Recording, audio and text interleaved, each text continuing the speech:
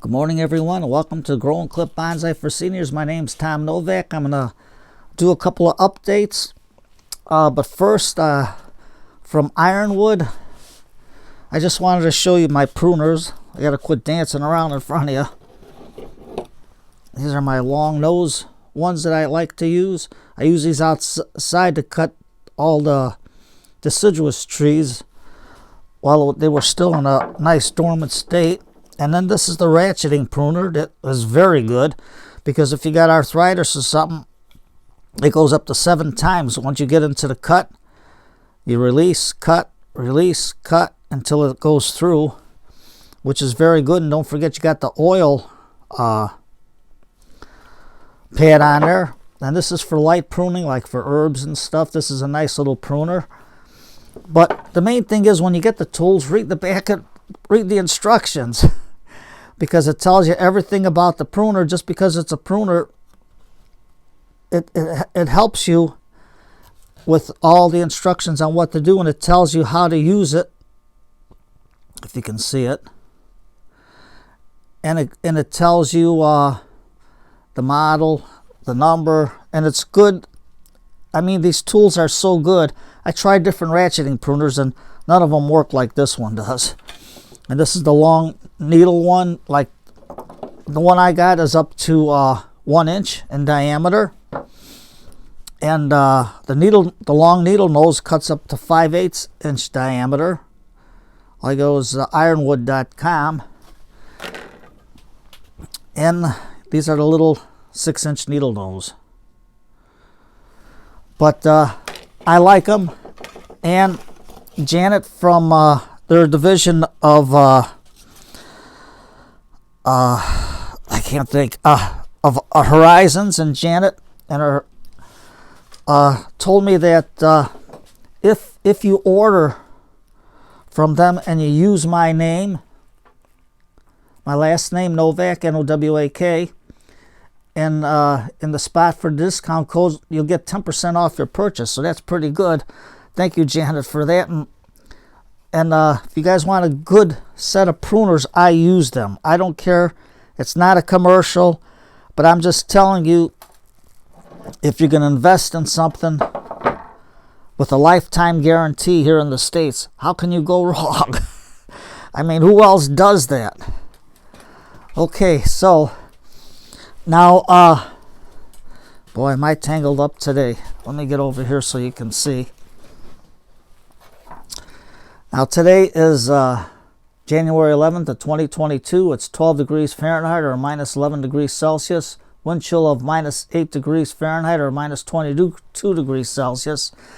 Now Karen in Montana, she wanted to know what happened to my Adenium from when I cut the root, because everybody was going to say, oh, it's going to rot and die and la la la la la. Well, like Karen does, she do her adeniums in her climate, she worked out different strategies where she got her adeniums growing real good. So that's good, Karen. You always gotta try. Now here's the one right here. My adenium. Let me go right here like this. You can see it. Now, I didn't water it, so a lot of leaves started drying out after I planted it. I just gave it a little bit of water. But now I started to water it, so the leaves are starting to green up. So all I'll do is take my shears and just cut off the dead stuff that's dying. Just like that. And then I'm going to give it a nice light watering every day when it needs it. And all I got it in is vermiculite and perlite. But you can see it is starting to grow. And it is living off the taproot cut. So I take a chance. Why not? I mean, whatever works for you works for you. This we did the taproot cutting on 12/12 of 21, so just so you can see the little update on it. There we go. Now, my roses, I am sorry to say, look a little funky, but I am not perfect. I forget to water them. So today I give them a good watering. But you can see how long and leggy they're growing. So all I'm going to do is take my peroxide, like the ironwood, I just like that, and they open up real good. And all I'm going to do is cut this back because it's growing long and leggy. And I don't know if you can see. Let me bring it up closer. Right here, you can see the little shoots starting to develop, the little buds. And there's a couple over here, down here, and there's a bud over here. I don't know if you can see it, but this one I can cut back down to here at a 45. And then this one, because it's long and drying out and it's growing too leggy because there's hardly any sun, so you can see how it's growing between the nodes. So all I'm going to do is take it right back, just like that, right to above the 2 growing points right there. I don't know if you can see it. There's one bud there and there's another bud there. And now, if I can find my, had it around here someplace. Well, I'm going to have to use my lipstick later and just dab the cuts. I think I had them around here someplace. I'll have to find it later and put it on. Just these little cuts here. Well, they're not going outside, so it's not going to hurt anything. Now here's my other rose. You can see how it's growing. You can see how light it is. It depends on the light, and you can see the difference how it gets the light. So what I'm going to do to this one, let me take the rocks out so you can see it a little better. I'm just going to dip, let them sterilize. Now I can take my little pruners, and all I'll do is take it back to here so I can get a stronger trunk. And you can see that it's growing some nice leaves, so I'm just gonna cut this back over here, here, and here, so you can see the trunk line more, a little bit better. There we go. I'm not taking the clippings on these and rooting them because I'm honoring the maker of the roses, because it takes these guys a long time to hybridize them, so it wouldn't be fair to take a clipping and grow them and not let them get their money for all this development, because I know it takes years to develop a rose. But that's our little rose. Now I can use this as a twin trunk. You're going to say, Tom, well, this should have been the front. That's granted, but right now I don't care. I want it to grow. Once it grows and gets thicker, then I can repot it again. But for now, I just got my rocks here, holding it in, keeping in the moisture.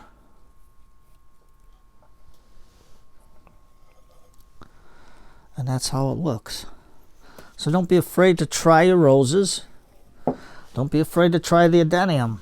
I mean, if you're afraid to do it, you're not gonna be able to do it.